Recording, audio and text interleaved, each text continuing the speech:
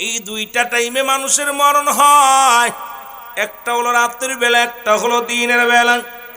ও মুসলমান শুনে নাও, দিন শুরু করেছে আমার আল্লাহ নামাজ দিয়া, রাতও শুরু করেছে আমার আল্লাহ নামাজ দিয়া। বাবারা আমার গভীর মনোযোগ, রহমতের নবী ডাক দে কয়, উম্মাতিরা রে, তোমরা কে কে আমার সঙ্গে জান্নাতে যেতে চাও? জোরে বলো মারহাবা।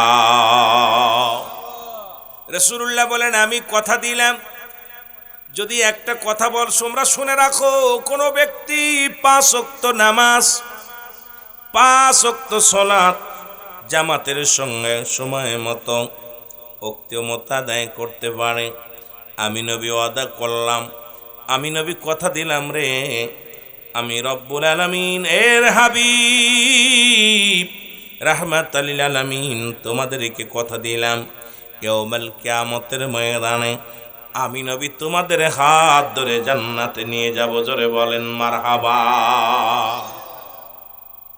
যেহেতু রাত শুরু করেছে আমার আল্লাহ নামাজ দিয়া, দিনও শুরু করেছে নামাজ দিয়া, রসুলের কাছে 1 নাম্বার প্রিয় হলো নামাজ। ও যুবক, দিলের কান্ডা লাগা শোনো, 1 ওয়াক্ত নামাজ যদি কাজা যায় 80 হুতবা পরিমাণ জাহান্নাম, 1 হুতবা পরিমাণ হলো 2,88,00,000 বছর। এখন আপনার আমার জীবন থেকে কত নামাজ, কত ওয়াক্ত নামাজ ছুটে গেল। এই হায়াতের জিন্দেগিতে হাজার শত শত রাকাত নামাজ আমি আপনি ছেড়ে দিলাম। কোন মুহূর্তে যেন মালাকুল মউত চলে আসে। এই রব্বে কারিম যদি একমাত্র নামাজের হিসাবটা ধরে, আমার মন বলে আমি আপনি কেউ বাঁচা সম্ভব নয়। জোরে বলেন ঠিক কিনা? আমার ভাইয়েরা, আমার বন্ধুরা, আমার খুব খেয়াল করবেন, যারা নবীকে ভালোবাসে, নবীর কাছে 1 নাম্বার প্রিয় নামাজ। সুবহানাল্লাহ বলেন। এ নবীকে ভালোবাসেন কে কে একটু হাত তুলে দেখান, মারহাবা বলেন না, জোরে বলেন নারায়ে তাকবীর, নারায়ে রিসালাত, নারায়ে গাউসিয়া। এ মুসলমান শুনে নাও, গভীর মনোযোগ, যে কথাগুলো বলি খুব খেয়াল করবেন, আস্তে আস্তে আলোচনার মধ্যে যায়। আমার বাজানেরা, রসুলকে যারা ভালোবাসেন, নবীর কাছে 1 নাম্বার প্রিয় হলো নামাজ, 2 নাম্বার প্রিয় ছিল রাসূলুল্লাহর কাছে তার উম্মাতগণ, 3 নাম্বার প্রিয় ছিল তার বিবিগণ, 4 নাম্বার প্রিয় ছিল মুসলমান। শুনে নাও, এই পৃথিবীর মধ্যে 4টা জিনিস 4 নাম্বার প্রিয় ছিল, সুগন্ধি জিনিস। এই 4টা জিনিস আমার নবীর কাছে 1 নাম্বার প্রিয় ছিল। তার মধ্যে 1 নাম্বারই হলো নামাজ, 1 নাম্বারই ছিল সালাত। আল্লাহু আকবার বলো। কারণ নামাজের গুরুত্ব এই জন্য নবীর কাছে অনেক ছিল। রব্বি কারিম নামাজকে ভালোবাসে, 1 নাম্বারে নামাজের প্রতি উম্মতিরা গুরুত্ব দিবে। বান্দা বান্দি রব্বে কারিমকে সেজদার মধ্যে লুটে পড়বে, পৃথিবীর কাউকে খোদা বলে মানবে না, একমাত্র রব্বে কারিমকে মানবে। যখনই কালেমা পড়েছেন লা ইলাহা, নাই কোনো ইলাহ ইল্লাল্লাহু, এক আল্লাহ ছাড়া, মুহাম্মাদুর রাসূলুল্লাহ সাল্লাল্লাহু আলাইহি ওয়াসাল্লাম একমাত্র আমরা মানি আল্লাহ পাকের পয়গম্বর আমার নবী রাহমাতাল লিল আলামিন। আল্লাহ পাওয়ার একমাত্র ঠিকানা হলো নবী মুহাম্মাদুর রাসূলুল্লাহ সাল্লাল্লাহু আলাইহি ওয়াসাল্লাম। জোরে বলেন আল্লাহু আকবার। এখন আল্লাহ কি কয় শুনে নাও। আজকে যারা চন্দ্র পূজা করো, যারা মূর্তি পূজা করো, এ যুবক শোনো, দিলের কান্ডা লাগা শোনো, যারা অধিক আল্লাহর প্রশংসা করে, যারা নিজেরা ভগবান বানাইয়া দুনিয়ার মধ্যে আল্লাহ বানাইয়া যারা পূজা করে, পৃথিবীর মধ্যে রব্বে কারিম ব্যতীত যারা মাথা লুটায় দেয় অন্যদিকে, আমার আল্লাহ ডাক দে বলে হাবিবদের জানায়া দাও, আল্লাহু আল্লাহু আহাদ আল্লাহুস সামাদ লাম ইয়ালিদ ওয়া লাম ইউলাদ ওয়া লাম ইয়াকুল লাহু কুফুয়ান আহাদ। আল্লাহ ডাক দে বলে হাবিবদেরকে জানায়া দাও আমি আল্লাহ এক। আল্লাহ কয়জন? জোরে বলেন আল্লাহ কয়জন? 5-6 জন। কয়জন? এখন যারা চন্দ্র পূজা করে তাদের আল্লাহ কয়জন? 2 জন। যারা মূর্তি পূজা করে তাদের আল্লাহ 2 জন। যারা মুসলমান মাটি পূজা করে তাদের আল্লাহ 2 জন। যারা দুনিয়ার মধ্যে পুতুল পূজা করে তাদের আল্লাহ 2 জন। দুনিয়ার মধ্যে অসংখ্য মানুষ দরগা পূজা করে, এদেরও আল্লাহ 2 জন। জোরে বলেন ঠিক কিনা? কয়জন? একের অধিক। আল্লাহ কয় বান্দা, আমার আল্লাহ কয় হাবিব জানায়া দেন আমি আল্লাহ এক। আমি আল্লাহ পৃথিবীর মধ্যে কাউকে জন্ম দিই নাই, কারো থেকে জন্ম নিই নাই। আসমান জমিনের মধ্যে আমার সমতুল্য, আমার সমকক্ষ আর কেউ নাই। সারা পৃথিবী আমার মুখাপেক্ষী, আমি রব্বে কারিম কারোর মুখাপেক্ষী নাই। জোরে বলেন ঠিক কিনা? আর একটু জোরে বলেন ঠিক কিনা? এ আমার ভাইয়েরা, আমার বন্ধুরা, আমার এটা যখন রাহমাতুল আলামিন যখন ঘোষণা করলেন, তৎকালীন জামানায় ওলিদ নামে একজন ভণ্ড, নাম কি? জোরে বলেন নাম কি? ওলিদ নামে একজন ভণ্ড। এই ভণ্ড কি করলেন? উনি লোহার সোনার পুতুল, সোনা দিয়ে একটা মূর্তি বানাইলেন। সুন্দর করে একটা পুতুল বানাইয়া এই পুতুলটার প্রতি ভক্তি শ্রদ্ধা দেওয়া শুরু করল। কারণ আমার আল্লাহর প্রতি সিজদা কখনো করে না। মুহাম্মদ কয়, আমার আল্লাহর নবী কয় আমি হলাম আল্লাহর পয়গম্বর, আল্লাহ ছাড়া কোনো মাবুদ নাই। ওলিদ কয় আমি তোর খোদারে মানি না। নিজে খোদা বানাইয়া পূজা করা শুরু করলো। কিছুদিন যেতে যেতে রাত্রে ওলিদ ঘুমায় আসে। একদিন খোদার ভিতর থেকে আওয়াজ আসে, এ ওলিদ, মুহাম্মাদের খোদা 2 নাম্বার। মুহাম্মাদের খোদা কথা কইতে পারে না। তুমি আমাকে শ্রদ্ধা করো, তুমি আমাকে ভালোবাসো, আর সেই ভালোবাসার ফসল হলো আমি খোদা তোমার সঙ্গে কথা বলতেছি। শোনো, তুমি কি কি জানতে চাও আমারে জিগাও। আমারে যত সিজদা দিতে পারবা, যত তোমরা আমারে ভক্তি শ্রদ্ধা করতে পারবা, ততই আমাকে যত খুশি করতে পারবা, তোমাদের মনের বাসনা কামনা পূরণ হয়ে যাবে। জোরে বলেন নাউজুবিল্লাহ। আল্লাহর নবী ডাকে দ্বীনের পথে, কালেমার পথে, ওলিদ ডাকে পুতুলের পথে। ওলিদ ডাকতে বলে, খোদা, ও খোদা, তুমি বলে দাও মুহাম্মাদের আল্লাহ ঠিক না তুমি ঠিক? খুব খেয়াল করবেন, মুহাম্মাদের খোদা 1 নাম্বার না তুমি 1 নাম্বার? পুতুলের ভিতর থেকে আওয়াজ আসে, স্বর্ণের পুতুলের ভিতর থেকে আওয়াজ আসে, ওলিদ, আমি হলাম 1 নাম্বার, আমি তোমার খোদা, আমি কথা বলতে পারি, মুহাম্মাদের খোদা কথা বলতে পারে না। মুহাম্মাদের খোদার কোনো নাই, ক্ষমতা নাই, ক্ষমতালেস। কারণ এই পৃথিবীর মধ্যে একমাত্র শক্তিধারী আমি খোদা। কারণ সবাইকে জানিয়ে দাও, তোমার আব্বা মা যারা আছে, আপনজন যারা আছে, সবাই যেন আমার প্রতি ঈমান আনে, আমারে যেন সিজদা করে, আমারে যেন পূজা করে। আমারে যে যত ভক্তি শ্রদ্ধা করবে, ততই দুনিয়ার মধ্যে কামিয়াব হবে, পরপারে তারা শান্তি পাবে। ওলিদ এইভাবে দুনিয়ার মধ্যে ছড়িয়ে ছিটিয়ে যত লোক ছিল সবাইরে বলতে লাগলো যে মুহাম্মদ একটা বাজে মানুষ, আব্দুল্লাহর বেটা মুহাম্মদ সে একজন বানোয়াট, মিথ্যাবাদী, চগলখোর, তার খোদা কথা বলতে পারে না। আর আমি যে খোদা বানাইছি, খোদা কথা বলতে পারে। সুতরাং তোমরা শুনে নাও, তোমরা আজ থেকে মুহাম্মাদের অনুসরণ করো না, আমি ওলিদের অনুসরণ করো। এটা বলে যখন বেড়াইতে লাগলো, আল্লাহ নবীর কানে আওয়াজটা যায় শুনতে পাইল। নবীর কাছে যে একজন বলল, ইয়া রাসূলুল্লাহ, ইয়া হাবিবাল্লাহ, ওলিদ তো নিজে খোদা বানাইয়া পূজা করে, ওলিদের খোদা কথা কয়, ওলিদের খোদা কথার উত্তর দেয়, সালাম দিলে উত্তর দেয়, ওলিদের খোদা ভালো মন্দ বলে দেয়।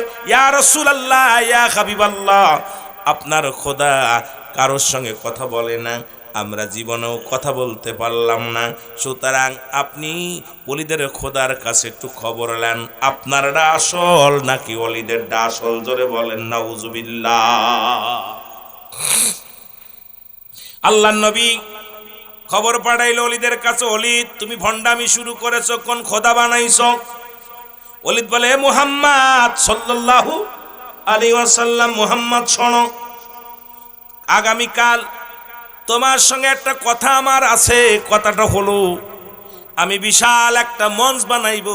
এই মঞ্চের মধ্যে যদি তোমার পুতুল, তোমার খোদা, যদি কার মানুষকে, যদি মানুষ ডাক দিলে কথা বলতে পারে, তোমার ওই খোদা, তাহলে আমি অলিদ কথা দিলাম, এত মানুষের সামনে আমি কালেমা পড়ে মুসলমান হয়ে যাব, তোমার দলভুক্ত হয়ে যাব।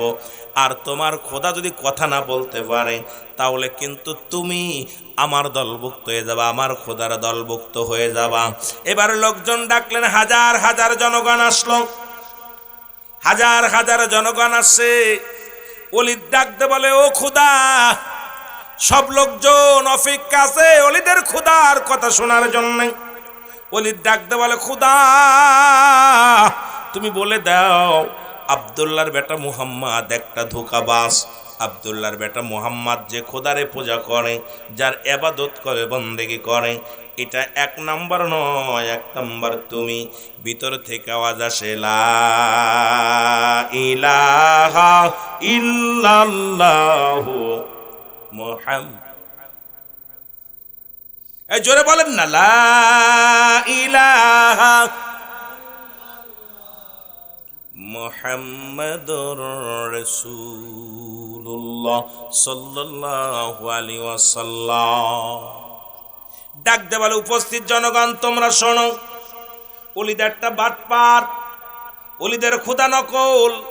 আমি বলতেছি মুহাম্মাদের খোদা আসল। মুহাম্মদ আল্লাহর পয়গম্বর, আল্লাহকে পার একমাত্র ঠিকানা মুহাম্মাদুর রাসূলুল্লাহ সাল্লাল্লাহু আলাইহি ওয়াসাল্লাম। মুহাম্মদ হলো আল্লাহকে পার একমাত্র ঠিকানা। সুতরাং তোমরা যে যেখানে আছো সবাই শুনে নাও, অলিদ একটা প্রতারক, অলিদের খোদা প্রতারক।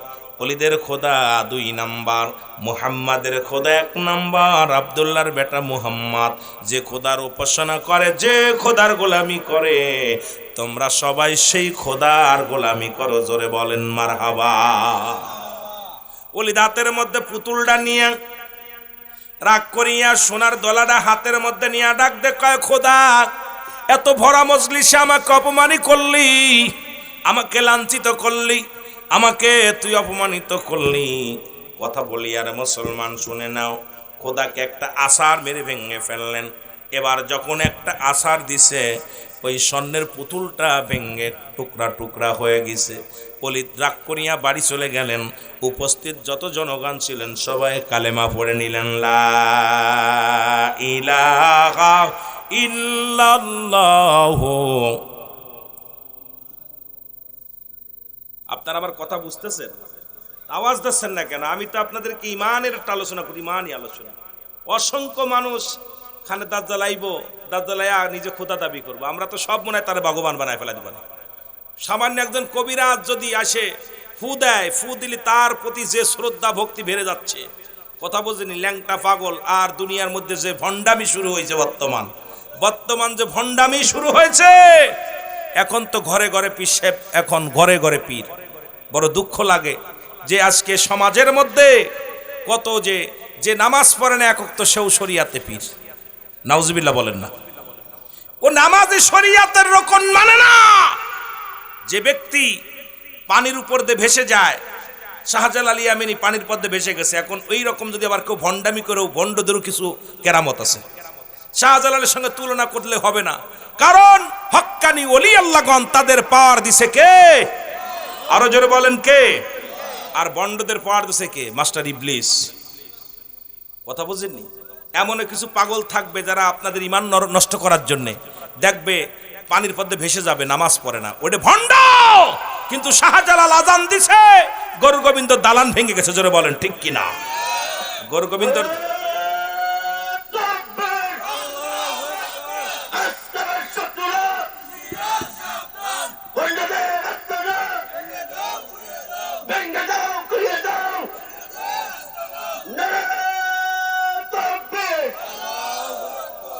আপনার ভালো করে মনে রাখবেন, শরিয়াতের সঙ্গে যাদের মিল নাই, শরিয়াতের গর খিলাফ কোনো কাজ করে, সে যদি কেরামতি দেখায় ওটা ভণ্ড। শরিয়াত ছেড়ে দিলে কাফের। যে ব্যক্তি কাফের তার আবার কিসের কেরামতি? যে নামাজ পড়ে না তার আবার কিসের ভণ্ডামি? এগুলো সব ভণ্ড। এগুলো আমরা না চিনার কারণে। অনেক পীর আছে গান্দা টানে আর মুরিদ যে পা টেপে। কথা কোন ঠিক কিনা? রাগ করেন না, আবার এরকম কিন্তু আবার অনেকে থাকতে পারে, হয়তো তার ভক্তরা থাকলে হয়তো কষ্ট পাবে যে সিদ্দিকী সাহেব আবার আমাদের বিরুদ্ধে করতেছে। না, বিরোধিতা করতেছি না, কারণ আমাদের ইমানের অবস্থা খুব খারাপ। ইমান এমনই একটা অবস্থানে দাঁড়ায় চলে গেছি যে এই জামানায় ইমান হারায় অধিকাংশ মানুষ ইমান হারায় কবরে যাবে। সকালবেলা ইমান আনছে, বিকেলবেলা ইমান চলে যাবে। আমার কথা ভালো করে বুঝে নেবেন, যে ব্যক্তি আকাশ দিয়ে উড়ে যাচ্ছে কিন্তু নামাজ পড়ে না, এ ভণ্ড। যে ব্যক্তি পানির উপর দিয়ে ভেসে যাচ্ছে, নামাজ পড়ে না, শরীয়তের রিকন মানে না, ও ভণ্ড। সে যত বড় বুজুর্গ হোক আর যত বড় আপনার জান্নেওয়ালা হোক, যত বড় মুফতি সাইকুল হাদিস হোক, সে নামাজের ধারে যায় না। নামাজ কাফের এবং মুসলমানদের মধ্যে পার্থক্য, যে নামাজ সঙ্গে যার সম্পর্ক নাই, আল্লাহর সাথে যার সম্পর্ক নাই, সে ভণ্ড প্রতারক। জোরে বলেন ঠিক কিনা? খেয়াল রাখা লাগবে, এই ভণ্ড প্রতারকদের সাবধান। অসংখ্য ভণ্ড, এই জন্য হক্কানি অলিদের কদর কমে দরকার। একজন হক্কানি কামেল সিনার 9টা গুণাগুণ আছে।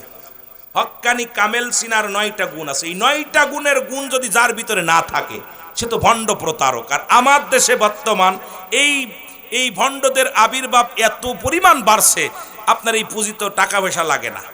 কথা বুঝেননি? এটা ইনকাম করার একটা ভালো রাস্তা, এটা খুঁজতেছে। এর জন্যে আমি বলবো, যে সমস্ত হক্কানি ওলি আল্লাহ আছেন তাদেরকে অনুরোধ করব, এই সমস্ত ভণ্ডদেরকে আপনাদের প্রতিহাত করার দরকার আছে। যারা বলেন ঠিক কিনা? নামাজি পড়ে না, শরীয়তের রকম মানে না, মোষে ঢাইকা গেছে এই পন্তু। কথা বুঝেননি? মোষ দাড়ি চাইছে ফেলছে, মোষ রেখা দিছে। কথা বুঝেননি? কি চাচ্ছে? কথা কয় না, দাড়ি চাইছা ফেলেছে, মোষগুলো রাখছে, লম্বা লম্বা মোষ, ভিজায় ভিজায় পানি খাচ্ছে। এখন খাচ্ছে মদ।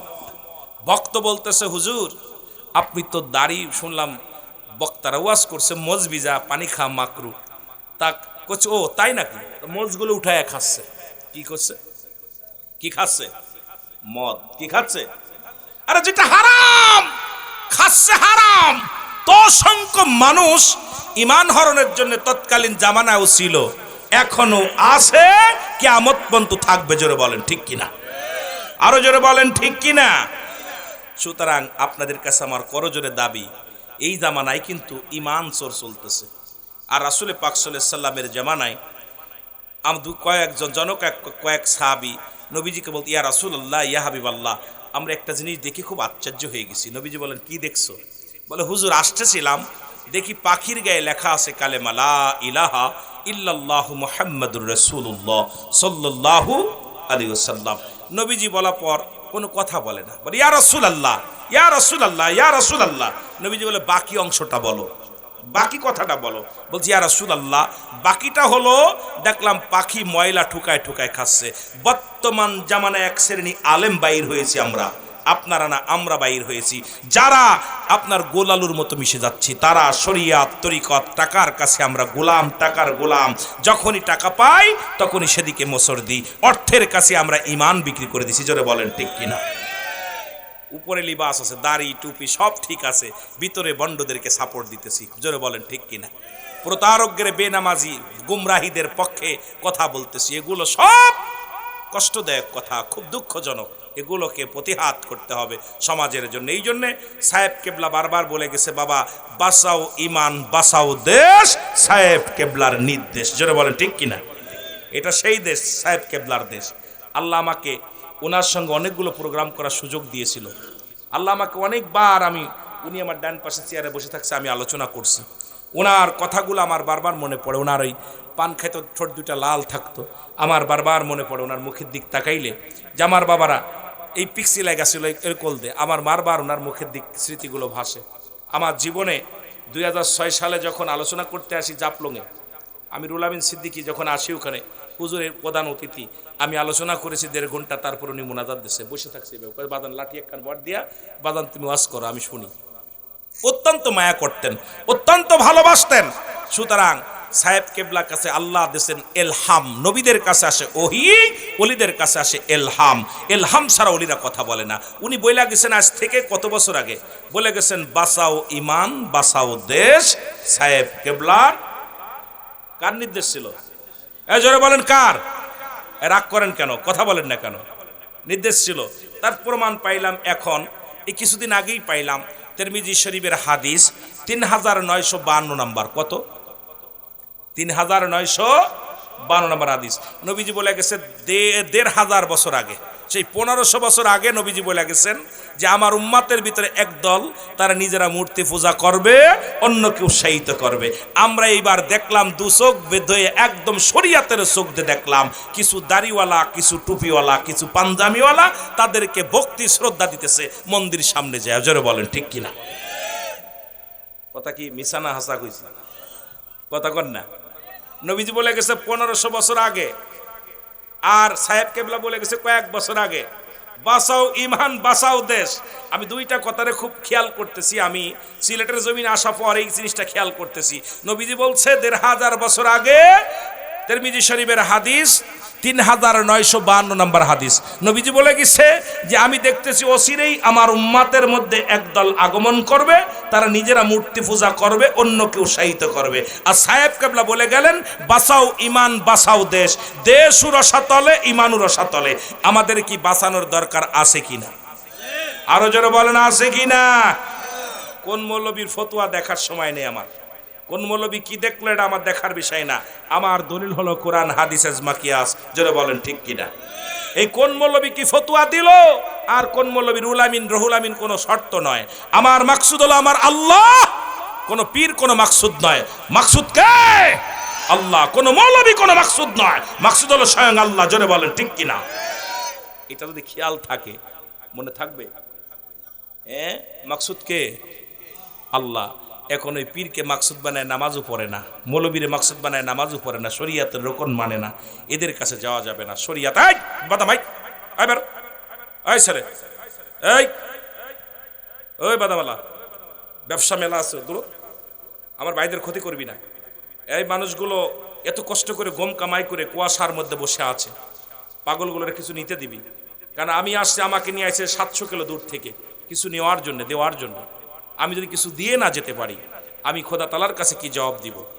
বাদাম বিক্রি করবি তফাৎ, রিজিকের মালিক কে? যারা বলেন না কে? আমি যাইতেছি, তোর ওয়াজ দেব, দাঁড়া, এটা ধৈর্য ধর। আমার ভাইরা, আমার বন্ধুরা, আমার রাসূল পাক সাল্লাল্লাহু আলাইহি সাল্লাম বলেন, তোমরা শোনো, লা ইলাহা নাই কোন ইলাহ ইল্লাল্লাহু, এক আল্লাহ ছাড়া, মুহাম্মাদুর রাসূলুল্লাহ সাল্লাল্লাহু আলাইহি ওয়াসাল্লাম একমাত্র আল্লাহর প্রেরিত বান্দা, প্রেরিত রাসূল হলাম আমি নবী মুহাম্মাদুর রাসূলুল্লাহ। আর নবী আসছেন, বলছেন আমি আসছি দুনিয়ার মধ্যে হায়াতি খায়রুল লাকুম, আমার হায়াতের জিন্দেগিটা আমার উম্মতের জন্য কল্যাণ স্বরূপ, ওয়াফাতি খায়রুল লাকুম, আমার নবীকে আমার ওয়াফাতটাও, আমার ইন্তেকালটাও মায়াতি খায়রুল লাকুম, নবী উম্মতিরা রে, এই দুনিয়া থেকে বিদায় হয়ে গেলাম, এটাও আমার উম্মতের জন্য কল্যাণ স্বরূপ। সুতরাং আমার নবীর আদর্শ, আমার নবীর চরিত্র, আমার নবীর গুণাগুণী, আমার নবীর কথা মানার দরকার আছে কি না? একবারে ক্লিয়ার। নবী বলতেছেন হায়াতি খায়রুল লাকুম, হায়াত, আমার হায়াতের জিন্দেগিটা উম্মতের জন্য কল্যাণ স্বরূপ। আমি নবী উম্মতিরা যাতে গুমরাহি না হয়, উম্মতিরা যাতে পথ হারা না হয়, উম্মতিরা যেন বিপদগামী না হয়, উম্মতিরা যেন কোনো দুনিয়ার মধ্যে শরিয়াতের রকম মানে, এই জন্য আল্লাহ আমারে পাঠাইছে। উম্মতিরা কেমনে সংসার করবে, কেমনে গদ্দরজা করবে, কেমনে আপনার রাজনীতি করবে, কেমনে পেটনীতি করবে, কেমনে উম্মতের সঙ্গে যেমন নবী চলছে। নবীজি দুনিয়ার মধ্যে এসে বাড়ি ঘর বানাইছে, বিয়ে করছে, ছেলে মেয়ে ছিল, সবগুলো শিক্ষা দিছে রাসূল পাক সাল্লাল্লাহু আলাইহি সাল্লাম। আবার নবী বলতেছেন আমি দুনিয়া থেকে বিদায়টা, যাতে অনেক উম্মত মরা লাগবে, কারণ দুনিয়াতে সমস্ত সৃষ্টি জগৎ মর মৃত্যু আছে, স্রষ্টার মৃত্যু নাই। এই জন্য রব্বে কারিমের দরবারে আমার নবীজি চলে গেছেন, নবী কা ওয়াফাতি খায়রুল লাকুম, আমার ইন্তেকাল শরীফটা আমার উম্মতের জন্য কল্যাণ স্বরূপ। সেই নবীকে আমরা অনুকরণ করতে চাই। জোরে বলেন চাই কি চাই না? আরো জোরে বলেন চাই কি চাই না? আওয়াজে জোর নাই, মনে হয় নবীর পক্ষে থাকতে চান না। কার পক্ষে? সেই রাসূলুল্লাহর কাছে যেগুলো প্রিয় ছিল, রাসূলের কাছে এক নাম্বার শরিয়াত, তরিকত, হাকিকত, মারিফাত, আগুন পানি মাটি বাতাস, ইসলামী মানে আছেন কালেমা, নামাজ, রোজা, হজ, যাকাত, শরিয়াত, তরিকত, হাকিকত। মুসলমান শুনে নাও, আগুন পানি মাটি বাতাস, এগুলো, এইটা আমাদের নবী এই 5টি স্তম্ভ কালেমার এক নাম্বারে হলো ঈমান, কালেমা, নামাজ, রোজা, হজ, যাকাত। এক নম্বরে যখনই আপনি কালেমা পড়লেন, কালেমা পড়ার সঙ্গে সঙ্গে আপনার উপরে ও মুসলমান ইসলামের বিধিবিধান যেগুলো আছে পালন করা আপনার জন্য ওয়াজিব হয়ে যাবেন। কারণ ইসলামটা যদি ভালো না লাগে, ইসলামের বিধান যদি ভালো না লাগে, আপনি অন্য দল করেন কেউ আপনাকে বাধা দিবে না, আপনি মূর্তি পূজা করেন কেউ বাধা দিবে না। সারা সিলেট জেলার মানুষ যদি আল্লাহর সঙ্গে নাফরমানি করে আল্লাহর কিছু যায় আসে না। আপনি যদি সারা জীবন যদি নাফরমানি করেন, নামাজ না পড়েন, শরীয়তের রকম না মানেন, আমার আল্লাহর কোনো লস আসেনি। জোরে বলেন লস আসেনি? কিচ্ছু নাই, লস নাই। সুতরাং আপনার জন্য আল্লাহ রেখে দিছে ওয়াইদাতুল কাফিরিন, আমি আল্লাহ কাফের বেঈমান মুনাফিকদের জন্য প্রস্তুতি করে রাখলাম 7টা জাহান্নাম। তুমি মানবা না, খোদার বিধান মানবা না, তোমার জন্য একটা জায়গা রাখছে, সেই জায়গাটা হলো জাহান্নাম। কয়টা? কথা বলেন কয়টা? 7টা। কয়টা? কেডা কেডা যাবেন? দেখি কে কে যেতে চায়। আহা, আজকে কে কে যেতে চান? কেউ যাচ্ছে না, সব ভালো মানুষ। আমার ভাইরা, আমার বন্ধুরা, আমার যে কথা বলতেছিলাম, নবীজি রওনা হয়ে গেলেন, প্রতিমধ্যে সালাম দেয়, বিশাল এক জিনের সর্দার সালাম দেয়, আসসালামু আলাইকুম ইয়া রাসূলুল্লাহ, আসসালামু আলাইকুম ইয়া হাবিবাল্লাহ, আসসালামু আলাইকুম ইয়া রাসূলুল্লাহ। নবী কয় আলাইকুম আসসালাম। কয় হুজুর আমি জিনেদের সর্দার। বলে কি বলতে চাও? বলে হুজুর শুনে নেন, ওই অলিদের পুতুলের ভিতর থেকে কালেমা পড়েছে। হুজুর বলে জি হুজুর, জি। বলে হুজুর ওই অলিদের পুতুল, ওই স্বর্ণের পুতুলের ভিতরে একটা দুষ্ট জিন ভর করেছিল। দুষ্ট জিন ভর করে নিজের খোদা বলে দাবি করেছে, হাজার হাজার মানুষের ঈমান নষ্ট করেছে। ইয়া রাসূলুল্লাহ, ইয়া হাবিবাল্লাহ, আমি যখন ওই পথে আসতেছিলাম দেখি অলিদ কথা বলে, আর অলিদের পুতুলে খোদা বানায়া খোদা হইয়া কথা বলে। এটা আমি সহ্য করতে পারি নাই। আমি ওই পুতুলের ভিতরে প্রবেশ করে অলিদের পুতুলকে আমি শেষ করে দিছি, ওই দুষ্ট জিনটাকে হত্যা করেছি। এই নেন তরবারি, দেখেন এই তরবারি দিয়ে আমি হত্যা করেছি। আল্লাহু আকবার বলেন। এই তরবারি দিয়ে আমি হত্যা করেছি। ইয়া রাসূলুল্লাহ, ইয়া হাবিবাল্লাহ। সুতরাং ইয়া নবী গো, আমি আপনাকে ওই যে কালেমা যখন অলিদ বলেছিল খোদা তুমি কথা বলো, তখন ওই পুতুল কথা বলে নাই, ওই কথাটাই আমি মুসলিম জিন বলেছিলাম। আমার নবী বলে কেন বললেন? বলে হুজুর মানব জাতি বানানোর আগে আমাদের আল্লাহ বানাইছে। আরে আদম নবীর সঙ্গে সাক্ষাৎ, আদম নবী বলেছে রাহমাতাল লিল আলামিন। ঈসা নবীর সাথে সাক্ষাৎ, ঈসা নবী বলছে রাহমাতাল লিল আলামিন। মুসা নবীর সঙ্গে সাক্ষাৎ, মুসা নবী বলছে রাহমাতাল লিল আলামিন। ইব্রাহিম নবী বলছে রাহমাতাল লিল আলামিন। সুতরাং আপনি নবীদের নবী, আপনি নবী কুল শিরোমণি। সুতরাং নবী গো, আপনি আমাদের নবী, কুল কায়নাতের নবী, রাহমাতাল লিল আলামিন। আর আপনার যিনি খোদা, আমারও তিনি খোদা। ওলিদের খোদা একটা ভণ্ড প্রতারক, এই জন্য তাকে দুনিয়া থেকে বিদায় করে দিছি। জোরে জোরে চিল্লা বলা যাবে না মারহাবা। চিন্তা করছেন? জিনের সর্দার বলতেছে হুজুর আমি তো আদমের সঙ্গে সাক্ষাৎ হয়েছে, আমার বয়স অনেক। আদমকেও বলতে শুনেছি আপনার নাম, ইব্রাহিমকে বলতে শুনেছি আপনার নাম, মুসা নবীকে বলতে শুনেছি আপনার নাম, ঈসা নবীকে বলতে শুনেছি আপনার নাম। আপনি যে নবীকুল শিরোমণি, আপনি যে নবীদের নবী, আল্লাহর প্রিয় পয়গম্বর, এর মধ্যে কোনো সন্দেহ নাই। এই জন্য আপনাকে যখন সন্দেহ করেছিল, আল্লাহকে নিয়ে যখন কটাক্ষ করেছিল, আমি মানতে পারি নাই। এই জন্য দুষ্ট জিনটাকে আমি চিরবিদায় করে দিছি। জোরে বলেন না সুবহানাল্লাহ। আর একটু জোরে, আর একটু জোরে।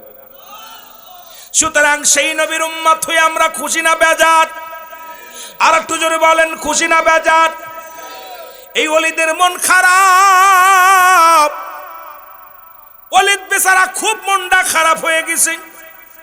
আনলাম আমি পুতুলটারে, এমন ভাঙা ভাঙলেন, ভাঙ্গা বসে আছে।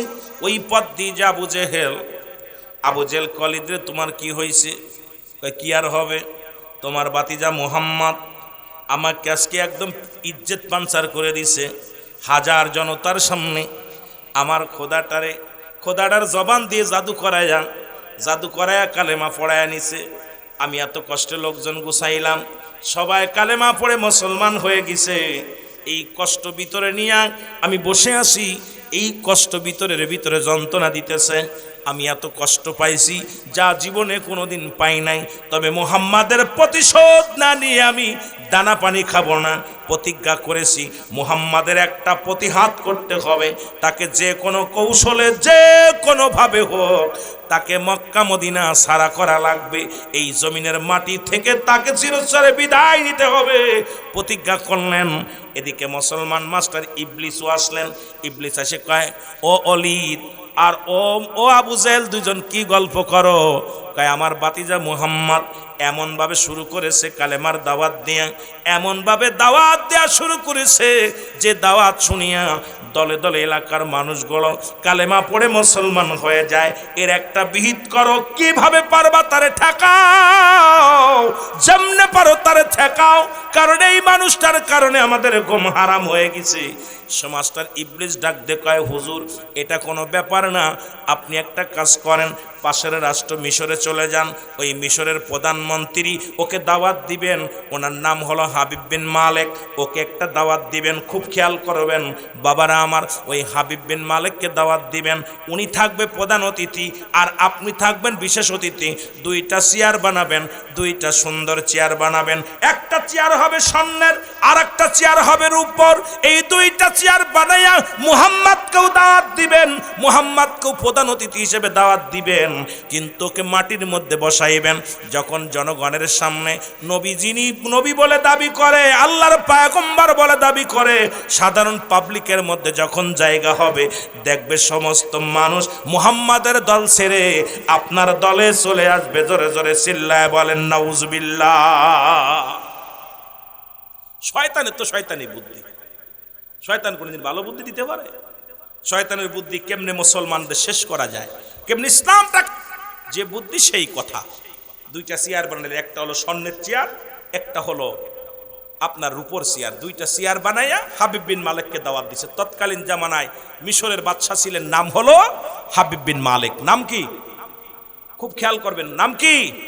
যে ওয়াজে গেছি দরকার 10 ঘন্টা ওয়াজ করা, সুন্দর একটা বিষয় আপনাদের বোঝানোর জন্য, ইসলামটাকে পরিপূর্ণ কালেমার ব্যাখ্যা দিয়া, এইটারকে আল্লাহ যে এক অদ্বিতীয় নাই, তার প্রেরিত রাসূল মুহাম্মদুর রাসূলুল্লাহ সাল্লাল্লাহু আলাইহি ওয়াসাল্লাম, এইটার উপরে বিশ্লেষণ করে আলোচনা করলে আপনাদেরকে 4-5 ঘন্টা সময় দিতে হবে, তারপরে যদি আলোচনা শেষ করতে পারি। তবু খুব খেয়াল করবেন, বেশি যদিও যেটুকু সময় আমি আলোচনাগুলো করি, হক কথাগুলো বলবো, খেয়াল করবেন।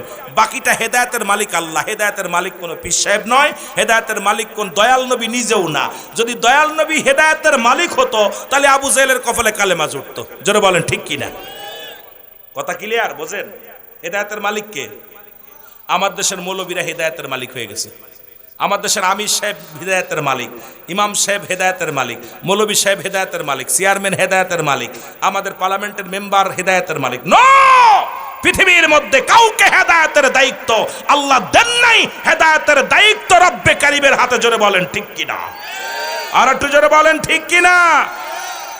ঈমান যেন নষ্ট না হয়, ঈমান যেন নষ্ট না হয়। পৃথিবীর মানুষ দাজ্জাল এক হাতে জান্নাত নিয়ে আসবে, এক হাতে জাহান্নাম নিয়ে আসবে। কথা বুঝেননি? কবে আমারে মানো, আমি খোদা। আর এইগুলো মোর ভয়ে এই মানুষগুলো কালেমা পড়ে ফেলবে। সাবধান, খুব সাবধান। বর্তমান জামানা খুব কঠিন জামানা চলতেছে। জোরে বলেন ঠিক কিনা? এ আমার ভাইয়েরা, আমার বন্ধুরা, আমার এবার যে কথা বলতেছিলাম, দিলের কান্ডা লাগা শোনো। ঈমান যেন যায় না, ঈমান চলে গেলে সব চলে যাবে। ব্যক্তির জীবনের অমূল্য সম্পদের নাম হলো রুহু, আর মানব জীবনের অমূল্য সম্পদের নাম ঈমান।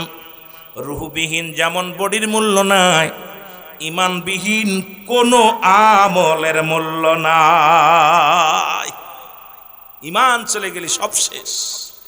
আহা, চোরে চুরি করতে আসলে কিছু থাকে, আর আগুন ধরলে সব শেষ। জোরে বলেন ঠিক কিনা? তো ঈমান যদি চলে যায়, আপনার নামাজ রোজা সব শেষ। রুহু যদি চলে যায়, সুন্দর বডির কোনো মূল্য নেই, এই বডির কোনো দাম নাই। দেখতে শুনতে চেহারা অনেক বালা, হাত পা বালা, সব বালা, কিন্তু রুহুটা নাই। কন্দি আমার কোনো দাম আছে? কথা কন না কেন, দাম আছে। ওই যে শুয়ে আছে ওই জায়গায় একজন দেখলাম, উনার যদি রুহু থাকতো উনি জীবনেও শুইতো না। কথা কন ঠিক কি না? উনি থাকতো আমাদের মতো এরকম জীবিত থাকতো, এরকম বসে বসে থাকতো, কিন্তু সবচেয়ে মূল্যবান বস্তু হলো তার রুহুটা। এটা চলে গেছে, চলে যাওয়ার কারণে এই বডির কোনো মূল্য নাই, বডিটা তাড়াতাড়ি দাফন করছে। তদ্রূপ ঈমান যদি চলে যায়, নামাজ রোজা হজ যাকাত কুরবানি সব শেষ, যেন ঈমান না যায়। চলে বলেন, জোরে বলেন ঠিক কি না? আমার ভাইরা, আমার বন্ধুরা, আমার হাবিব বিন মালিক আসলেন, উনি স্বর্ণের চেয়ারের মধ্যে বসলেন, আর আবু জেহেল রূপোর চেয়ারে বসলেন। রহমতের নবী ধীরে ধীরে গুটি গুটি পায়ে আসলেন, এসে দেখে হাজার মানুষ, হাজার জনতা বিশাল মজলিসের মধ্যে সমাবেশে বসে গেছেন। নবী আমার পিছনে যে জায়গা পাইছে, জায়গার মধ্যে বসার জন্য প্রস্তুতি নিয়েছে। আমার আল্লাহ কয়, জিবরিল তাড়াতাড়ি যা, আমার হাবিব যেন এই মাটির মধ্যে না বসে রে। আজকে যদি আমার হাবিব মাটির মধ্যে বয়া যায়, আমার ইজ্জতের কসম লাগে রে, তাড়াতাড়ি যা। কারণ এই দুনিয়ার মধ্যে আমি স্বর্ণ বানাইলাম আমার হাবিবের খাতিরে, আমি রূপা বানাইলাম আমার হাবিবের খাতিরে, আমি আসমান জমিন যা কিছু করলাম আমার হাবিবের খাতিরে। আজকে আমার হাবিব মাটিতে বসবে, আমার নবী মাটির মধ্যে বসবে, আর আবু জেহেল স্বর্ণের চেয়ার, রূপার চেয়ারের মধ্যে বইব, হাবিব বিন মালিক চেয়ারের মধ্যে বইব। আমি আল্লাহ মানছি না, তাড়াতাড়ি যা, তাড়াতাড়ি যা, আমার হাবিব যেন মাটির মধ্যে না বসে। জোরে জোরে চিল্লা বলা যাবে না আমার হাবা। জিবরিল আমিন একা, হুজুর আল্লাহ পাক আপনাকে হুকুম দিয়েছে, খবরদার আপনি মাটির ভিতর বসেন না, দাঁড়ান। আর নবীজিকে দেখে আবু জেহেল বলতেছে, উপস্থিত জনগণ দেখেন, তিনি যদি নবী হবে তাহলে কথার প্রতিশ্রুতি ভঙ্গ করছে। কারণ উনি নিজেই বলছে তিনটা চরিত্র যার ভিতর থাকবে সে নাকি মুসলমান বলে দাবি করতে পারবে না। তো উনি মুসলমানদের লিডার, উনি নিজে বলছে যে কথা বলে, মিথ্যা বলে, আমানতের খেয়ানত করে, প্রতিশ্রুতি ভঙ্গ করে। উনাকে আমি দাওয়াত দিলাম 10টায় অনুষ্ঠানে আসবেন, উনি দাওয়াতটা কবুল করছে, অথচ দেখেন এখন উনি আসেন নাই। 2 নাম্বার, উনাকে আসতে বলছে, উনি আসেন নাই। 3 নাম্বার, উনি মিথ্যা বলছে জাবানে। তিনটাই মুহাম্মাদের মধ্যে 3টা গুণ আছে। বলেন দি সে কি মুসলিমের নেতা হতে পারে? উপস্থিতরা কয় না তো। এদিকে নবীজি পিছনে এসে দাঁড়ায় আছে, নবীজিকে দেখে ঠাট্টা মস্করা শুরু করছে আবু জেহেল। আমার রসুল দাঁড়িয়ে আছে, আমার আল্লাহ ডাক দে বলে, জিবরিল তাড়াতাড়ি যা, কারণ আমার হাবিবের কষ্ট পায়, আমার ইজ্জতের কসম, আমি আল্লাহের কসম, যা হাবিব বিন মালিককে চেয়ার থেকে উঠা। জোরে বলেন না মারহাবা, আর একটু জোরে। হাবিব বিন মালিকের কাছে জিবরিল আমিন আসলেন, দাঁড়ায় আছে। জিবরিল আল্লাহ কেমনে উঠাইব? ও তো ওঠে না, কেমনে উঠাইব? কয় ডান কান ধরে টান মারবি, কান ধরে টান মার। হাবিব বিন মালিকের ডান কান ধরে যখন টান মারছে, হাবিব বিন মালিক, এই কেডা রে? কে? আবু জেহেল কয়, পাগলামি শুরু করলে নাকি? তুমি প্রধান অতিথি, তুমি এরকম ফালাফালি করলে মানুষ তোমার পাগল করবো, বাদ্দর করব। রাখো, কারে তোর কান ছিঁড়ে ফেলতেছে। কান? তাহলে মুহাম্মদ কি জাদু খাটাইলো নাকি? কান দেখে রক্ত পড়ে। মুসলমান জিবরিল আমিন আল্লাহ ওঠে না, কয় ডান কান বাম কান ধর, বাম কান ধরে টান। আরে কি রে? জিবরিল তো কেউ দেখতেছে না, নবী দূর থেকে খেলে হাসতেছে। খেলা জিবরিল দেখতে, জিবরিল কি করে, রসুল ওই পাশে সামনে দাঁড়ায় দাঁড়ায় হাসতেছে। এদিক আবু জেহেল চিন্তা করে, হলো কি, কি জাদু শুরু হলো? হাবিব বিন মালিক খালি ফালাফালি শুরু করছে, কান ছিঁড়ে রক্ত বেরিয়েছে, ওঠে না। আমার আল্লাহ কয় উঠছেনি? কয় না। কয় 2 কান ধরে টান মার। যখন 2টি কান ধরে টান মারছে, যখন 2টা কান ধরছে, হাবিব বিন মালিক লাফ দিয়ে যায় মাটির মধ্যে বয়া পড়ছে। জোরে জোরে চিল্লা বলা যাবে না মারহাবা। হাবিব বিন মালিক সামনে যেয়ে বসে পড়ছে। আমার নবীজিকে জিবরিল কয়, এই জিবরিল তাড়াতাড়ি আমার হাবিবের হাত ধরে নিয়ে বসায় দে। রাসূলকে নিয়ে চেয়ারের মধ্যে বসায় দিয়েছে। সুবহানাল্লাহ বলেন না। লোকজন তাকায় দেখে আব্দুল্লাহর বেটা মুহাম্মদ কই থেকে আসলো, প্রধান চেয়ার। আরে নবী স্বর্ণের চেয়ারের মধ্যে বসে গেছে। রাসূলুল্লাহর পাশে আবু জেহেল বসে আছে। মানায় না, কারণ আমাদের সমাজ এখন সব যা শুরু করছে হিন্দু বৌদ্ধ খ্রিস্টান মনে হচ্ছে সব একই বাই বাই। মুসলমান অমুসলিম কখনো মুসলমানদের বন্ধু হতে পারে না, কারণ রাসূল পাক সাল্লাল্লাহু আলাইহি সাল্লামকে সালাম দিছে, আসসালামু আলাইকা, হে রাসূল আপনার মৃত্যু হোক। নবীজিকে সালাম দিচ্ছে যায়, রাসূল বসে আছে কামরার মধ্যে, সালাম দিচ্ছে আসসালামু আলাইকা, রাসূল বলছে আলাইকা। ভিতর থেকে আম্মাজান বলতেছি, ইয়া রাসূলুল্লাহ ইয়া হাবিবাল্লাহ, আপনি অমুসলিম কেমনে সালাম দিচ্ছেন, আপনি শুনছেন কি বলছেন? নবী কয়, আয়েশা রে তুমি কি শুনছো আমি কি বলছি? বলে কি বলছেন? যখন আপনাকে বলছে তোমার মৃত্যু হোক, আসসালামু আলাইকা, তোমার মৃত্যু হোক, নবীজির সালামের মধ্যে এখন আপনাকে সালাম দিলে মনে করবেন অমুসলিম মনে আপনার দুলোভাই হয়, অমুসলিম মনে আপনার বন্ধু হয়। আজকে আমরা গলায় গলা মালা দিতেছি, আবার সিয়ারের বাগাবাগি করতেছি, এসব ভণ্ডামি চলবে না, কারণ অমুসলিম কখনো মুসলমানদের বন্ধু হতে পারে না। জোরে বলেন ঠিক কিনা? তারা চিরশত্রু, ওরা চিরশত্রু। নবীজি কয়, আয়েশা রে শুনছো কি উত্তর দিছি? কয় কি? আমি তো বলে দিছি আলাইকা, তুই যা কইছিস ওদিকে যা। সুবহানাল্লাহ বলেন না? আরো জোরে, আরো জোরে। আম্মাদান আয়েশা কান্দে, কয় হুজুর আপনাকে 20 কাফের ওই অমুসলিমেরা 20 পর্যন্ত পান করাইছে, 20 পান করাইছে আমার হুজুরকে। কত ষড়যন্ত্র করেছে। অপরাধ কি? শুধু কালেমা পড়া। অপরাধ কি? কোরআনকে ভালোবাসা। অপরাধ কি? তার উম্মতকে ভালোবাসা। এটাই তো তার অপরাধ। অপরাধ ছিল না, কারোর বাড়ি ঘর দর লেখে নেন নাই। নবী কি আমার নবীজিকে যখন ইসলামের জন্য, বিজয়ের জন্য রাসূল সাহাবীরা দিয়ে যখন সাহায্য সহযোগিতা করা শুরু করলো, কিছু বেঈমানরা নবীকে বলল হারেস। হারেস শব্দের অর্থ হলো লোভী। আমার নবীর ভিতরে কোনো লোভ ছিল? এই জোরে বলেন, কোনো লোভ ছিল? কোনো বাড়ির লোভ ছিল? গাড়ির লোভ ছিল? কিছু লোভ ছিল না। কিন্তু আমার নবীজি মাটি কাটছে, মাটি টানছে। আমার নবীজি আবার বকরি চড়াইছে। আমার নবীজি দুনিয়ার মধ্যে মাটি টানছে, মাটি কাটছে। আবার নবীজি 70 তালি কাপড় গায়ে দিছে। আবার নবীজি একটা কাপড় গায়ে দিছে, যারা কয় আমার নবী তালিযুক্ত গায়ে দিছে, আর আরে বোকারা শোন, আমার নবী যে কাপড়টা গায়ে দিছে তৎকালীন জামানায় 42,000 দিরহাম দাম ছিল, যা পৃথিবীর ইতিহাসে কোনো রাজা বাদশা পড়তে পারে নাই। সুবহানাল্লাহ বলেন না? কাল নবী মাটি কাটছে, যদি কোনো ধনী কোনো গরিব মানুষ, আজকে এখানে কর্মজীবী মানুষ আছেন যারা, যাতে কেউ কষ্ট না পায়, যাতে কেউ বলতে পারে না, আজকে যারা মাঠে কাজ করতেছেন, ভ্যান চালাচ্ছেন, রিক্সা চালাচ্ছেন, আপনার নবীর খাসলাতটা আপনার ভিতরে আছে, আপনি যাতে বলতে না পারেন যে আমি আমার এই কষ্ট দিল। আবার যিনি রাজত্বই পালন, যারা এমপি মন্ত্রী, তারা যেন গুমরি কর না, কেউ অহংকার না করে, কিন্তু আমার নবী বাদশারও বাদশা ছিলেন। জোরে বলেন ঠিক কিনা? কোনো ব্যক্তি সিরাক যুক্ত কাপড় যদি গায়ে দেয়, সেজন্য দুঃখ প্রকাশ না করে, কারণ আমার নবীজি তালিযুক্ত কাপড় গায়ে দিচ্ছে। নবীজি বলছে আমার উম্মাতিরা রে, আমিও নবী তালিযুক্ত গায়ে দিলাম যাতে তোরা কষ্ট না পাস। আবার দামি পোশাকও গায়ে দিছে, কেউ যেন দামি কাপড় পরে যেন অহংকার না করে। আমার নবীজি বিয়ে করলেন, বয়াত যখন, আরে এই আলোচনা কোথায় যাবো ভাই, শেষ করা যায় নাকি সব আলোচনা করে? এই সমস্ত গুণগান গেয়ে কি শেষ করা যায়? আমার বাজানরা, আমার রাসূল কি করছে দেখছেন? আমার নবীজি প্রথম বিয়ে করলেন, বয়াত যখন, নবীজির বয়াত যখন 25, আম্মাদান খাদিজার বয়স তখন 40। নবীজি বিয়ে করলেন। আবার নবীর বয়স যখন 53, বিয়ে করলেন বিয়ে করলেন আম্মাদান আয়েশা সিদ্দিকারে, তখন আয়েশার বয়স মাত্র 6 অথবা 7 বা 9 বছরে বাসর।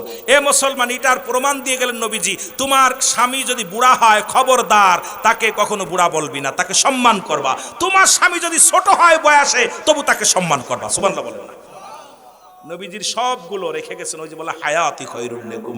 নবীর হায়াতের জিন্দেগিটা উম্মতের জন্য কল্যাণ স্বরূপ, কারণ আমি আপনি দিক নির্দেশনা দেওয়ার জন্য নবী আসছে।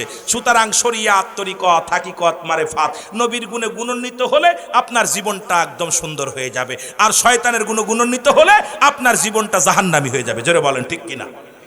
আমরা কি নবীর গুণে গুণান্বিত হতে চাই কি চাই না?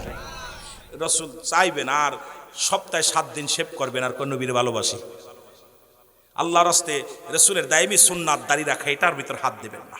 সুন্নাত গুলো রাখবেন, নবীজির ভালো 5 ওয়াক্ত আল্লাহর হুকুম পালন করবেন, নবীর সুন্নাত তরিকায় চলবেন, শান্তি পাবেন। জোরে বলেন না মারহাবা?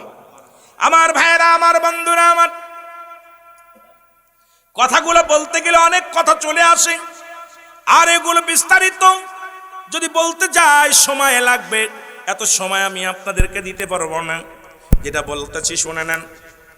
এবার আমার আল্লাহ ডাক দে কয়, ও জিবরিল তাড়াতাড়ি যাও আমার হাবিবের পাশে, আমার হাবিবের পাশে, আমার দোস্তর পাশে, রাহমাতুল লিল আলামিনের পাশে। ওই শয়তানটারে মানায় না, কারণ আবু জেহেল বসে আছে বাম পাশে, আমি মানায় না। আমার জিবরিল আমিন ডাক দে করলাম, কোন নিয়ম? একই নিয়ম। একই নিয়মে ধরো, কান ধরো। আর যখন আবু জেহেলের কানের মধ্যে হাত দিচ্ছে, হাবিব বিন মালিক কি হলো দোস্ত, একটু আগে আমারে ধমক দিলে, এখন তুমি চিল্লাও কে? কানে হাত দিচ্ছে, কান দিয়ে রক্ত পড়ছে দরদর করে। কি বসে ডান পাশে বসে আছে মুহাম্মদ। আবু জেহেলের তো মাথা খারাপ, যারে বসাবো না নিচেই বসাবো, সে বসে চেয়ারে, স্বর্ণের চেয়ারে। কি একটা বিপদ! রাগেতে ফুলতেছে, কোথাও পারছে না, সহ্য করতে পারছে না। বাম কান ধরছে, ওঠে না। আবু জেহেলের দুই কান ধরে টান মারছে। আবু জেহেল চেয়ার ছাড়ে না, চেয়ার ধরে উঠে দাঁড়ায় গেছে।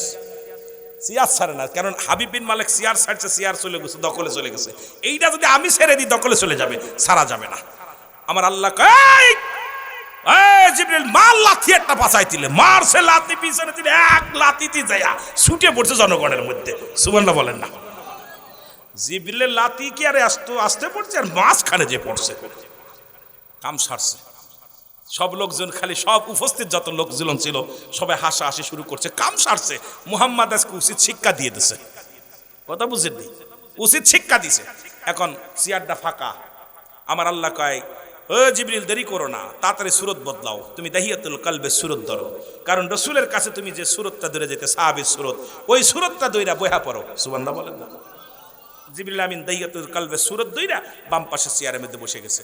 নবীজিকে আমার আল্লাহ ঘোষণা দিলেন, জিবরিল বলে দাও তাড়াতাড়ি কানে কানে, আমার নবী যেন দেরি না করে, আমার নবী যেন উপস্থিত জনগণকে আমার দিনের দাওয়াত দিয়ে দেয়, ইসলামের দাওয়াতটা দিয়ে দেয় ভালো করে। আমি আল্লাহর কথাটা, এই রেসালাত নবুয়াতের কথা ওনারগুলো, ওইগুলো যেন বর্ণনা করে। ওইটা রাসূল পাক সাল্লাল্লাহু আলাইহি সাল্লাম উঠে দাঁড়ায় বলে, উপস্থিত ভাইরা সব, আবু জেহেলও সামনে মাটির মধ্যে, আর হাবিব বিন মালিক যিনি মিশরের প্রেসিডেন্ট বাদশাহ, উনিও সামনে। আমার নবী ডাক দিয়ে বলেন, উপস্থিত যত জনগণ আছেন শোনেন, আমি আপনাদের একটা মেসেজ দেওয়ার জন্য আসছি। আমি আল্লাহর পয়গম্বর, সত্য নবী, আল্লাহর প্রেরিত রাসূল। আমি আপনাদের কাছে বলে যাই, লা ইলাহা ইল্লাল্লাহু মুহাম্মাদুর রাসূলুল্লাহ সাল্লাল্লাহু আলাইহি ওয়াসাল্লাম। আমার মেসেজটা হলো, আল্লাহ ছাড়া কোনো মাবুদ নাই, আল্লাহ ছাড়া কোনো ইলাহ নাই। কে কে মানেন? সব লোকজন কয় মানি, সবই মানি। আর আমি যে তার পয়গম্বর, আমি আল্লাহর প্রেরিত রাসূল বা বান্দা, আপনারা কে কে মানেন? সবাই কয় মানি। সবাই তাহলে আমার সঙ্গে পড়ে নেন।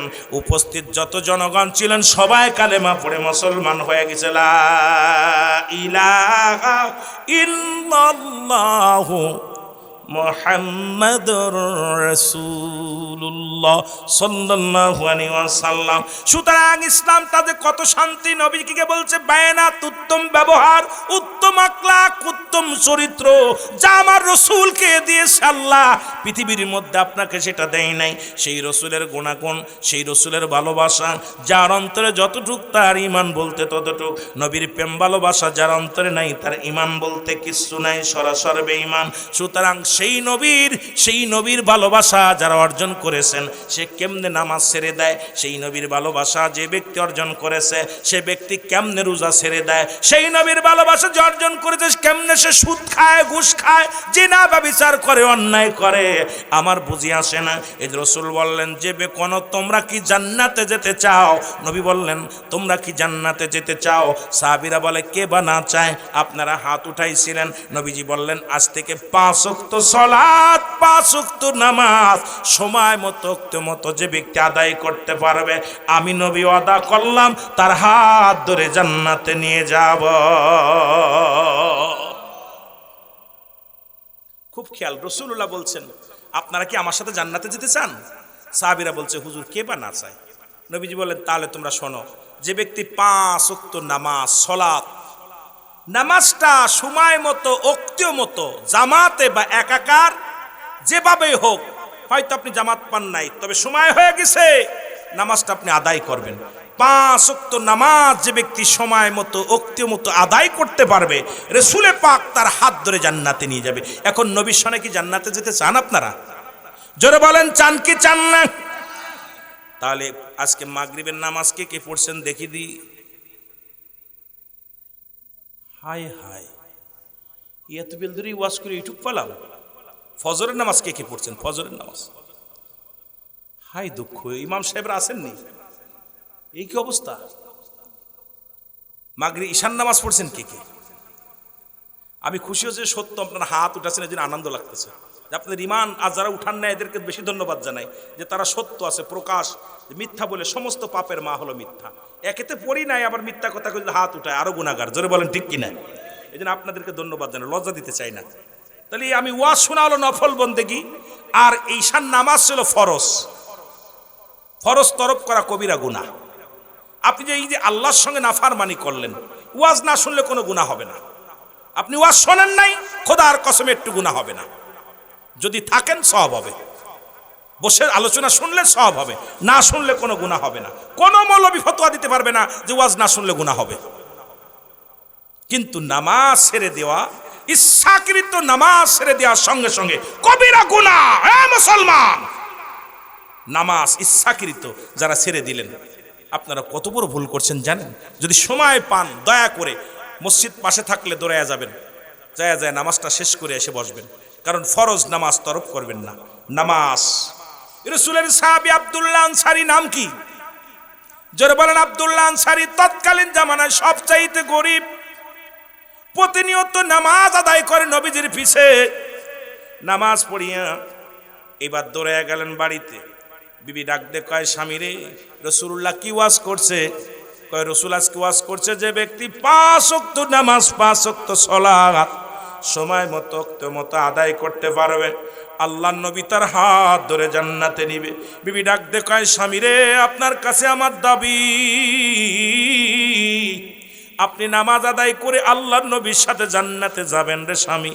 আপনার কাছে একটা দাবি করব, আপনি আমারে দয়া করে আমারে সঙ্গে নিয়ে যাবেন, রাসূলের সঙ্গে জান্নাতে যেতে চায়। আপনি আমারে 5 ওয়াক্ত নামাজটা পড়ার সুযোগ দিয়ে দিবেন। আজকে মাইকের আওয়াজ যত দূর যায় আমার মা বোনেরা শুনে নাও, আমার মারা, এরা মুসলমান রাসূলের পাশে নামাজ পড়ে গো। প্রতিদিন 5 ওয়াক্ত সালাতে আব্দুল্লাহ আনসারী চলে যায়, নামাজ শেষ করে বাড়িতে দৌড়ে আসে। আমার নবী বলে, ও আমার সাহাবীরা রে, আমার আনসারী, আমার আব্দুল্লাহ আনসারীর খবর নাও, সে কেন দৌড়ায় বাড়ি চলে যায়? বলে, হুজুর নিজেই, নবীজি নিজেই গেলেন আনসারীর বাড়িতে, সালাম দিলেন বাড়িতে, যা আসসালামু আলাইকুম ইয়া আহলাল বাইত, আসসালামু আলাইকুম ইয়া আহলাল বাইত। একবার নয়, দুবার নয়, নবীজি 3 বার সালাম দিলেন। একবার সালামের জবাব পাইলেন না। যখন সালামের জবাব না পাইয়া রাসূল কি করলেন? আমার নবীজি মনে কষ্ট পায়া ফিরে চলে আসলেন। পিছন থেকে আনসারী সালামের জবাব দেয়, আসসালামু আলাইকুম আসসালাম ইয়া রাসূলুল্লাহ, ওয়ালাইকুম আসসালাম ইয়া হাবিবাল্লাহ, ওয়ালাইকুম আসসালাম ইয়া রাহমাতাল লিল আলামিন। আল্লাহর নবী ডাক দিয়ে বলে, আনসারীরা,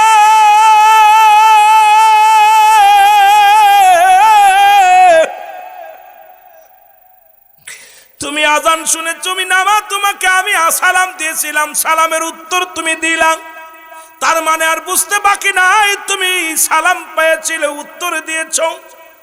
সালাম তুমি কানে শুনেছিলে। আনসারী বলে, ইয়া রাসূলুল্লাহ, ইয়া হাবিবাল্লাহ, নবী গো, আমি আপনার সালাম উত্তর দিতে পারি নাই। আপনার সালাম আমি 3 বারই কানে শুনেছিলাম, কিন্তু 3 বারের একবারও আমি উত্তর দিতে পারি নাই। নবীজি বললেন, কেন দিলা না? বলে, ইয়া রাসূলুল্লাহ, ইয়া হাবিবাল্লাহ, আমি কেন সালামের জবাব দিই নাই? যদি আপনি দয়া করে আমার সাথে আমার বাড়িতে যাইতেন, তাহলে আমি বলতে পারতাম আমি কেন সালামের জবাব দিই নাই। আল্লাহর নবী ডাক দিয়ে বলে, আনসারী, চলো যাই, চলো যাই। আনসারী এবার রাসূলুল্লাহ চলে গেলেন। যখন ঘরের মধ্যে গেলেন, আনসারী যখন দরজা খুলে দিছে, দেখে রে ঘরের মধ্যে বিশাল একটা গর্ত খোঁড়া। নবীজি ডাকতে বলে, আনসারী রে, তোমার ঘরের মধ্যে এত বড় গর্ত খোঁড়া কেন?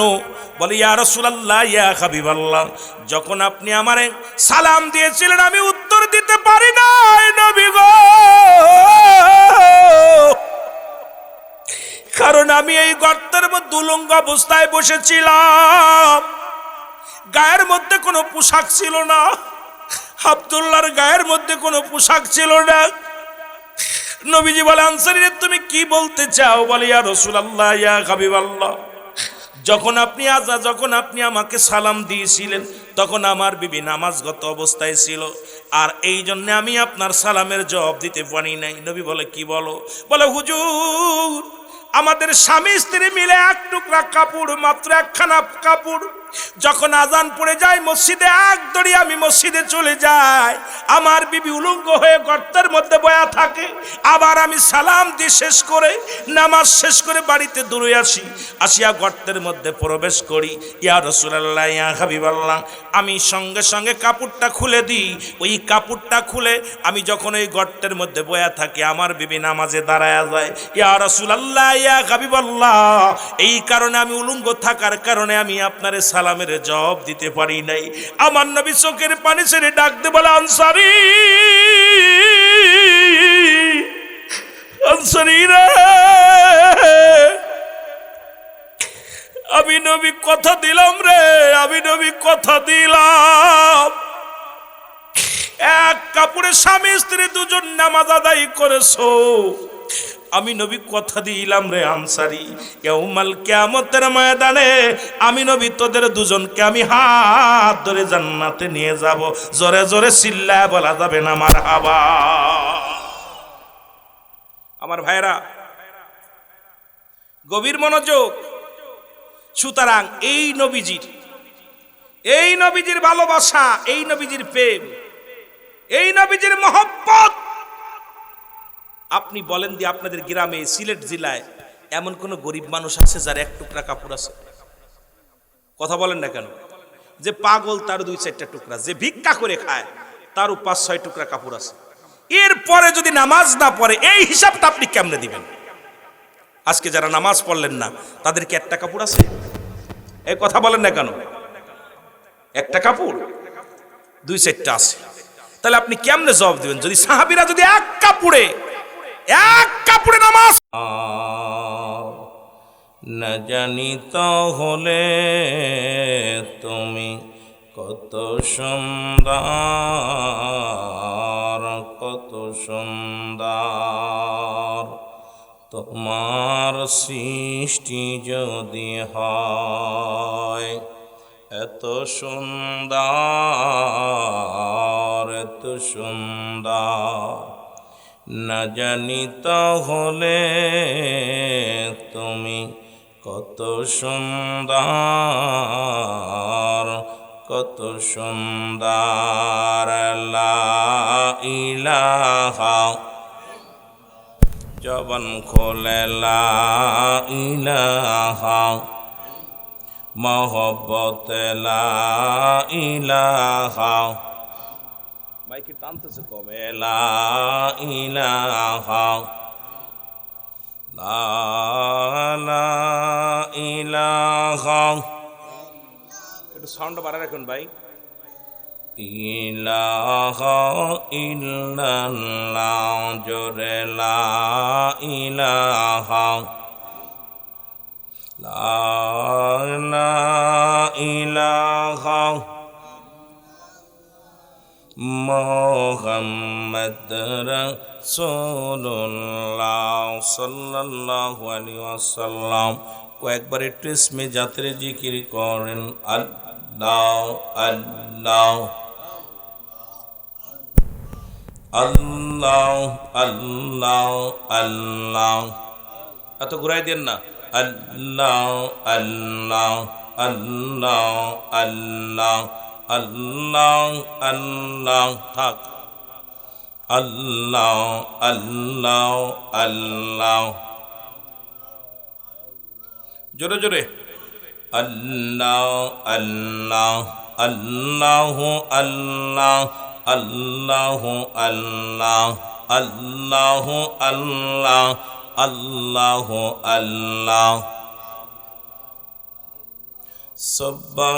সুবহানাল্লাহ আলহামদুলিল্লাহ, সুবহানাল্লাহ আলহামদুলিল্লাহ, লা ইলাহা,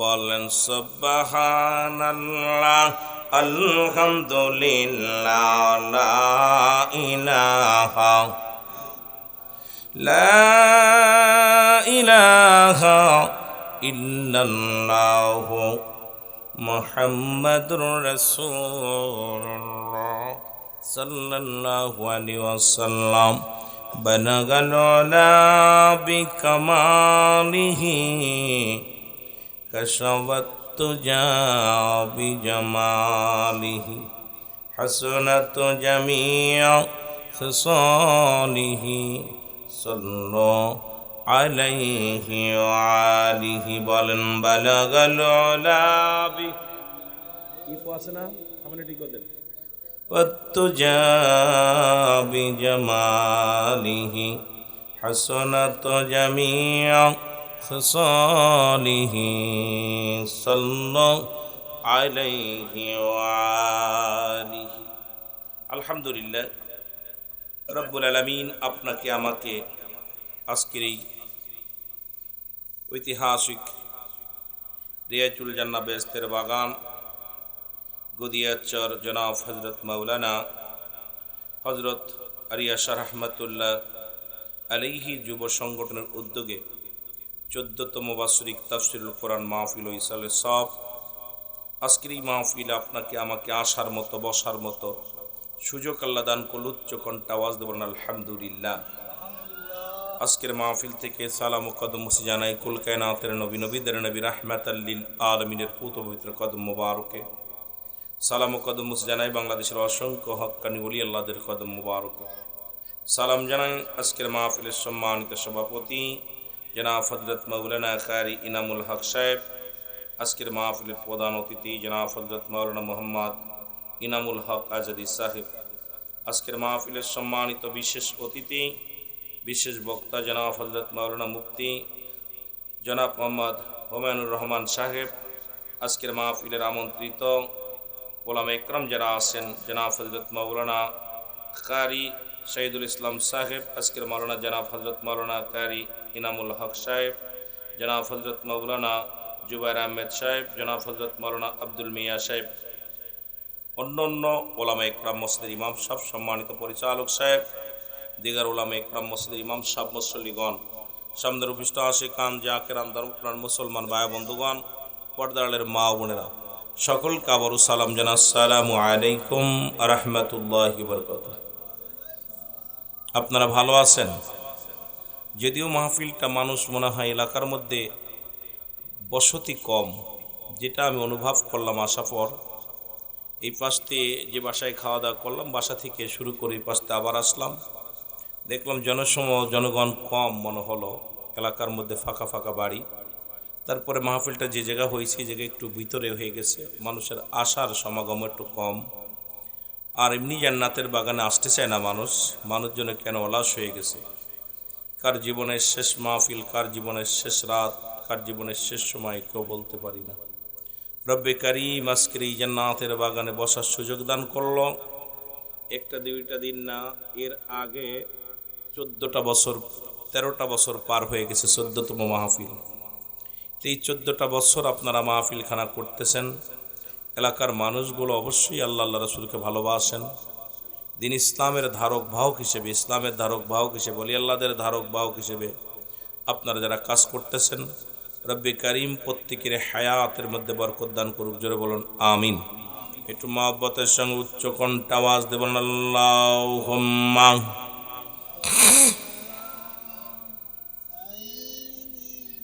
একটু মহব্বতে বলা যাবেন আল্লাহুম্মা সাল্লি আলা মাওলানা মুহাম্মাদ আলা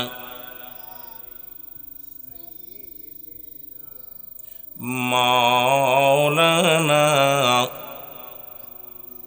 এ ভাইরা আমার, বন্ধুরা আমার, আল্লাহ রাব্বুল আলামিনের রিয়াজুল জান্নাহ বেহেশতের বাগানে আসার মতো বসার মতো সুযোগ দান করল। এ সময় কত মানুষ হাসপাতালে, কত মানুষ মৃত্যু শয্যায় সজ্জিত। রব্বুল আলামিন আপনাকে আমাকে জেলখানায় নেন নাই, হাসপাতালে নেন নাই, সুন্দর পরিবেশ জান্নাতের বাগানে আসার মতো বসার মতো সুযোগ দান করল।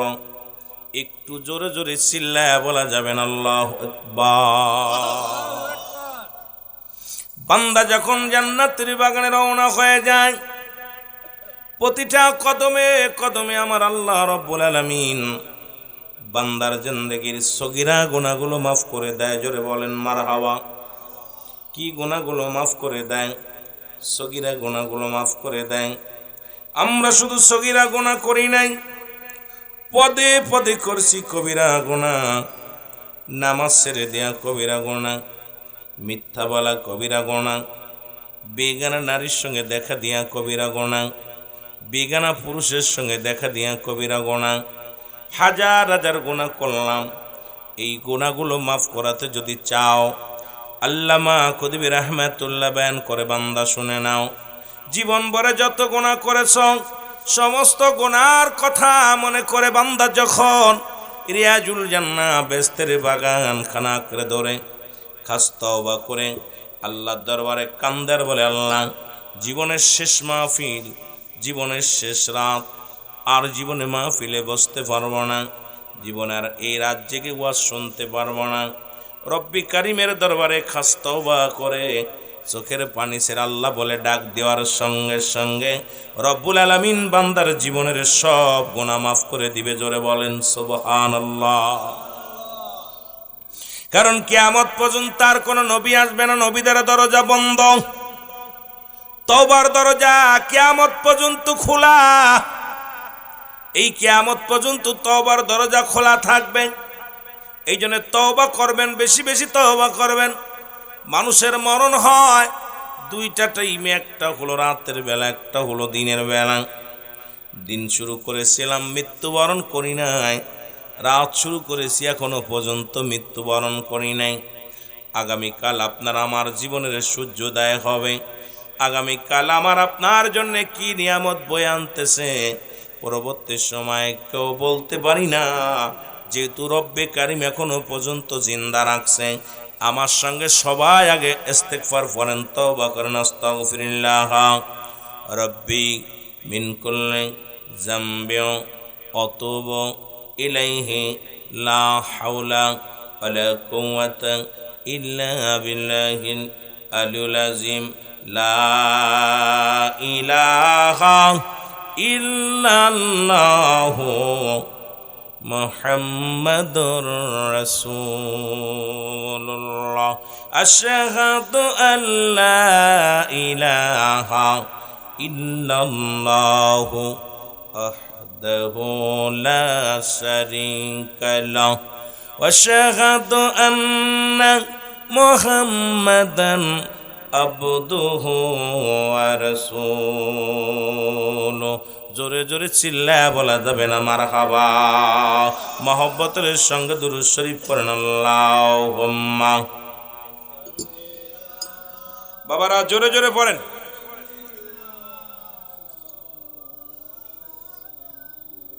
ওয়ালা আলি সাইয়্যিদিনা। ওরে কেমন করে ঘুমাও মানুষ, কেমন করে ঘুমাও মানুষ, ফজর করে কাজা। এমনও তো হতে পারে জোহরে জানাজা তোমার, এমনও তো হতে পারে জোহরে জানাজা। কিসের আশায় বসে আছি, কিসের নিশায় বসে আছি। এ আমার ভাইরা, আমার বন্ধুরা, আমার রব্বুল আলামিন এই দুনিয়ার মধ্যে পাঠাইলো তার ইবাদত বন্দেগী করার জন্য, গোলামি করার জন্য, দাসত্ব করার জন্য।